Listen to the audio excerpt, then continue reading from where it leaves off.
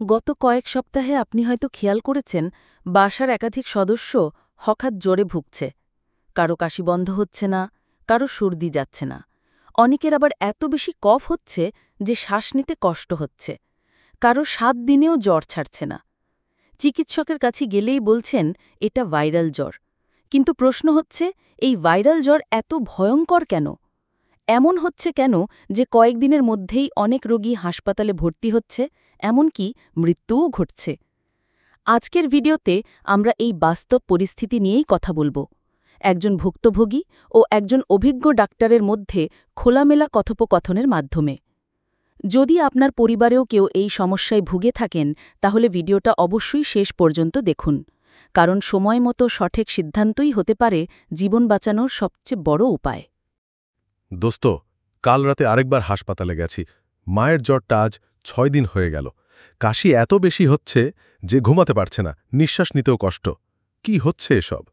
তুই একা না ভাই, এখন প্রতিদিন এইরকম ২০-২৫ জন রোগী আসছে। সবাই একই কথা বলে, সাধারণ জ্বর, কিন্তু ৭-৮ দিনেও ভালো হয় না। কফ জমে, গলা বন্ধ হয়ে আসে। অনেকের তো বুকে ব্যথা বা শ্বাসকষ্ট শুরু হয়ে যাচ্ছে। শুধু ঢাকায় নাকি গ্রামেও এমন হচ্ছে?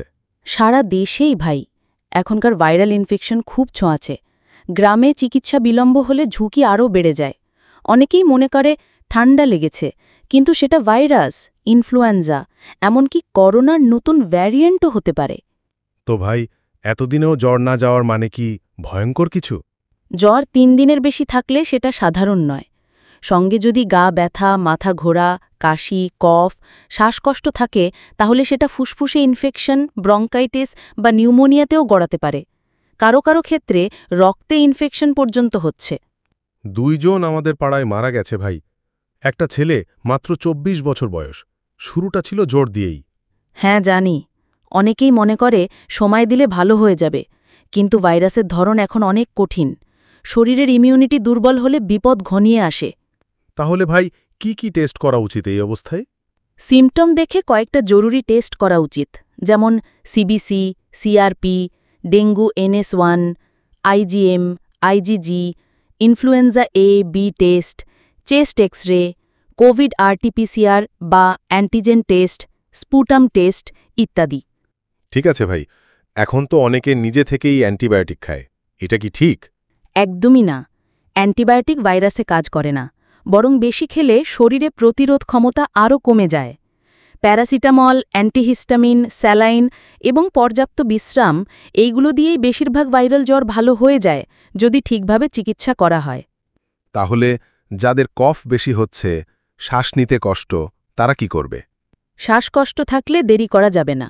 নেবুলাইজার বা ডোক্সোফাইলিন বা ইনহেলার লাগতে পারে। এগুলো ডাক্তার ছাড়া ব্যবহার করা ঠিক না। বেশি কফ থাকলে মিউকোলাইটিক সিরাপ বা স্টিম ইনহেলেশন উপকারী হতে পারে। তাহলে ভাই, এখন সবাইকে সচেতন থাকতে হবে, তাই না? অবশ্যই। বাইরে মাস্ক পরা, ঠান্ডা জিনিস এড়িয়ে চলা, হ্যান্ড স্যানিটাইজার ব্যবহার এবং নিজের শরীরের প্রতি সচেতন থাকা জরুরি। আর সবচেয়ে জরুরি, অসুস্থ হলেও ভয় না পেয়ে ডাক্তার দেখানো।